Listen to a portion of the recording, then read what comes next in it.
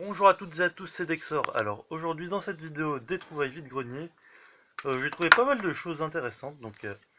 J'ai trouvé d'abord ceci, c'est un jeu PC Pokémon et je l'ai lancé et l'intro vont cependant de cacahuètes. Je vais faire une vidéo, oui, exprès pour ça parce que franchement, ah là là.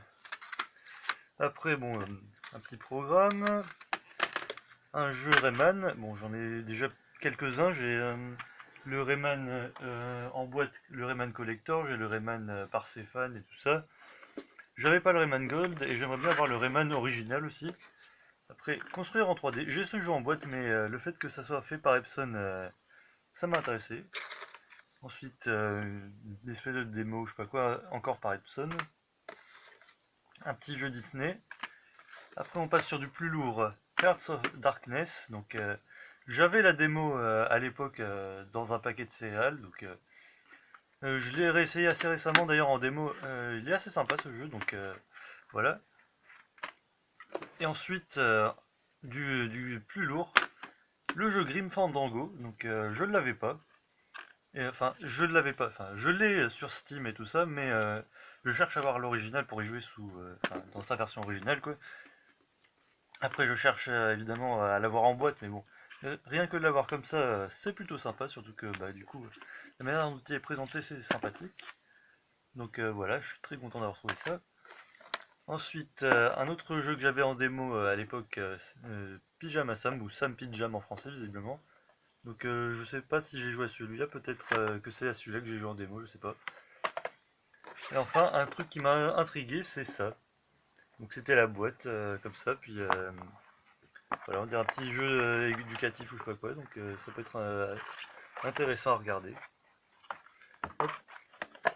Et enfin, probablement la meilleure trouvaille de ce jour-là, qui est pas du rétro pour une fois, ce laptop. Je vais ouvrir. Alors, c'est un Core i3 avec une GTX 500. Pas une GTX quand même, une GT 520MX, bon, c'est pas un gros chipset graphique, mais ça fait le job quand même. Du coup, il fonctionne.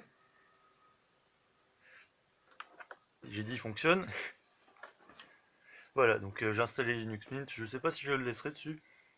Le disque dur à l'origine il faisait 500 Go, mais visiblement il était remplacé par un de 160 Go. Bon, pourquoi pas, bon. Je vais pas m'en plaindre pour le prix où je l'ai payé 10 euros cet ordi. Alors au début il s'allumait pas, la batterie était complètement à plat, et en fait le connecteur d'alimentation il fonctionnait seulement quand je posais l'ordi comme ça, que je le posais sur l'écran. Donc bon bah j'en ai racheté un directement sur eBay. Bon, j'ai évité de trop le secouer pour éviter de niquer le disque dur quand même. Voilà. Et donc il y avait ça et aussi les charnières. Bon, là la place chirurgie comme vous pouvez voir elle est pétée, mais bon ça je vais pas m'en plaindre. Le truc c'est que l'écran il bougeait beaucoup tout seul. Et en fait c'était juste les vis à resserrer dedans. Et ici il y avait les pas de vis qui étaient un peu pétés. Voilà. Sinon je suis très content d'avoir trouvé ça parce que ça va me permettre de pouvoir capturer mes ordi plus facilement. Parce que jusqu'alors je devais utiliser ce vieux laptop qui est un Pentium M à 1,7 GHz, donc vraiment pas rapide du tout. Tandis que là, bah, c'est un Core i3 du coup à 2,2 GHz, je crois, hein, donc un 2350M, si je dis pas de bêtises. Il me permet de faire tout ce que j'attends d'un PC portable en fait. Donc voilà, c'est à peu près tout pour aujourd'hui. Donc je vous dis salut à tous et à dans une prochaine vidéo.